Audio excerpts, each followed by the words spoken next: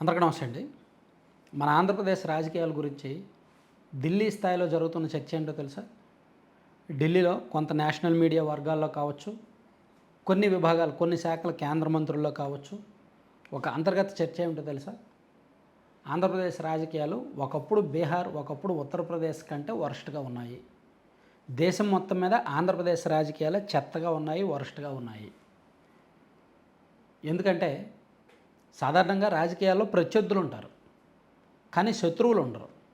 కానీ ఆంధ్రప్రదేశ్ రాజకీయాల్లో మాత్రం శత్రువులు ఎక్కువైపోతున్నారు. రాజకీయ ప్రత్యర్థి వేరు, రాజకీయ శత్రువు వేరు. సో ఇక్కడ శత్రువులుగా మార్చేసుకుంటున్నారనమాట. వ్యక్తిత్వ హననాలకు పాల్పడుతున్నారు. ఇతర రాష్ట్రాల్లో ఇంతగా వ్యక్తిత్వ హననాలు ఉండవు, కానీ ఇక్కడ మాత్రం వ్యక్తిత్వ హననాలు ఎక్కువ ఉన్నాయి. సొంత కుటుంబ సభ్యులను కూడా వదిలిపెట్టట్లా. మనకి ఎదురు తిరిగితే సొంత కుటుంబ సభ్యులైనా సరే వదిలిపెట్టట్లా, సొంత వారిని కూడా చూడట్లా. ఈ మార్ఫింగ్ ఫోటోలు, ఫేక్ ఫోటోలు, విపరీతమైన సోషల్ మీడియాలో కామెంట్లు, దరిద్రాలు ఎక్కువైపోతున్నాయి. అది ఇతర రాష్ట్రాల్లో చాలా అరుదు, కానీ మన రాష్ట్రంలో మాత్రం ఎక్కువ ఉంది. ఈవెన్ లాలూ ప్రసాద్ యాదవ్ గారి కుటుంబంలో కూడా విభేదాలు ఉన్నాయి, కానీ వాళ్ళు ఎప్పుడూ కూడా ఈ తేజస్వి యాదవ్ గారి అనుచరులు లేదంటే ఆ పార్టీ వాళ్ళ సోదరు మీద, వాళ్ళ సోదరుల మీద ఎప్పుడూ ఇలా వ్యక్తిత్వ హననాలకు పాల్పడాల. సో ఇతర కుటుంబాల్లో కూడా విభేదాలు ఉన్నాయి, కానీ ఇక్కడ మాత్రం విభేదాలు వచ్చినప్పుడు వ్యక్తిత్వ హననాలు చేస్తున్నారనమాట. అలాగే సొంత కుటుంబ సభ్యులను ఎప్పుడూ చంపుకోవాలి. ఏ రాజకీయ పార్టీ ఏ రాష్ట్రంలో కూడా జరగల, కానీ మన రాష్ట్రంలో అటువంటి వ్యవహారాలు జరుగుతున్నాయి. ఇక్కడ పార్టీ అనవసరం, జరుగుతున్న సంఘటనలు నేను చెప్తున్నా. వ్యక్తిత్వ హననాలు అండ్ ప్రతిదానికి సంబంధం ఉన్నా లేకపోయినా కులపరమైన అంశాలు తీసుకురావట్లా, సెన్సిటివైజ్ చేయట్లా, అండ్ మతపరమైన అంశాలు తీసుకురావట్లా. సో ఇప్పుడు నార్త్లో కూడా ఎన్నికల టైంలో మత విద్వేషాలు రెచ్చగొట్టేవాళ్ళు, లేదా కులాల పరమైన హామీలు ఇచ్చేవాళ్ళు, లేదా కులాలకు సంబంధించి రెచ్చగొట్టేవాళ్ళు ఎప్పుడు ఎన్నికల టైంలో మాత్రమే. ఎన్నికలు ఒక 6 నెలలు ఉన్నాయనగా కులాలకు సంబంధించి, మతాలకు సంబంధించి రాజకీయం చేసేవాళ్ళు. బీహారు, ఉత్తరప్రదేశ్ అటువంటి రాష్ట్రాల్లో అక్కడ కూడా కులాలు మతాలు ఉన్నాయి. కానీ మన రాష్ట్రంలో ఇప్పుడేమి ఎన్నికలు లేవు, అయినా సరే ఒక మతపరమైన సెంటిమెంట్, ఒక సెన్సిటివ్ అస్త్రాన్ని పట్టుకొని ఒకళ్ళేమో అబద్ధం చెప్పారు, ఒకళ్ళేమో అవినీతి చేశారు. వీళ్ళు అవినీతి చేశారు, వైసీపీ వాళ్ళు 234.5 కోట్లు తిన్నారు. అసలు నెయ్యే లేకుండా నెయ్యి సప్లై చేసినట్టుగా నచ్చిన వాళ్ళకి టెండర్లు ఇచ్చుకొని వాళ్ళకి నచ్చినట్టు చేసుకున్నారు. అసలు నెయ్యే సప్లై చేయలేదని చెప్పి సిట్ నిర్ధారించింది. వాళ్ళు అవినీతి చేశారనేది 100% వాస్తవం సిట్ రిపోర్ట్ని బట్టి. దాన్ని ఈయన అబద్ధం ఏంటి, యానిమల్ ఫ్యాట్ కలిసింది, జంతు కొవ్వు కలిసిందని చెప్పి ఎన్డీడీబీ రిపోర్ట్ని పట్టుకొని చెప్పారు, కానీ సిట్ అది నిర్ధారించాల.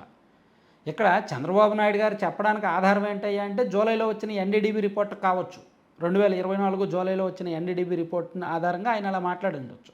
కానీ అది సిట్ నిర్ధారించలేదుగా. అధికార పార్టీలో ఉంటూ, ఒక సీఎం హోదాలో ఉంటూ, కేంద్రంలో కూడా అధికార భాగస్వామిగా ఉంటూ, కేంద్రం నియమించిన, కోర్టు నియమించిన కేంద్ర దర్యాప్తు సంస్థ ఆధ్వర్యంలో ఉన్న సిట్ ఇక్కడ సీఎం గారు చెప్పింది తప్పు అని చెప్పిందంటే, ఆయన చెప్పిన దానికి సంబంధించి రిపోర్ట్ ఇవ్వలేదంటే దాని అర్థం ఏంటి? లేనట్టే అనుకోవాలా? సో ఈయన మాటలకు విలువ లేనట్టు అనుకోవాలా? సో మొత్తానికి అంటే ఒకటి మాత్రం నిజం, సరే అది అయిపోయింది. ఒక వారం రోజులో 10 రోజులో దాని గురించి నాంచారు, దాని గురించి గొడవ పడ్డారంటే అర్థం ఉంది. కానీ 2 నెలల నుంచి ఆ ఇష్యూని సాగదీస్తూనే ఉన్నారు. సాగదీసి వీళ్ళకి నచ్చినట్టు వీళ్ళు డైవర్ట్ చేస్తారు, వీళ్ళకి నచ్చినట్టు వీళ్ళు డైవర్ట్ చేస్తారు. అలా ఒక సంఘటనని, ఒక సెన్సిటివ్ మ్యాటర్ని, కోట్లాది మంది భక్తులకు సంబంధించిన వ్యవహారాన్ని ఏ ఒక్కరూ కూడా ఇంగిత జ్ఞానంతో డీల్ చేయట్లా, ఏ ఒక్కరూ కూడా బాధ్యతాయుతంగా డీల్ చేయట్లా. ఎవరి రాజకీయ ప్రయోజనాలు వాళ్ళు దానిలోంచి ఏరుకుంటున్నారు, ఎవరికి కావలసినట్టు వాళ్ళు దాన్ని మండబెడుతున్నారు, నచ్చినట్టు వాడుకుంటున్నారు. అలా తయారయ్యారు.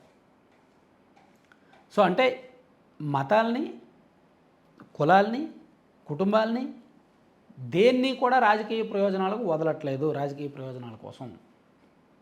అలాగే కేసులు మాట్లాడితే ఏదో ఒక కేసు తెర మీదకి తీసుకొస్తున్నారు, అరెస్టులు చేసేస్తున్నారు.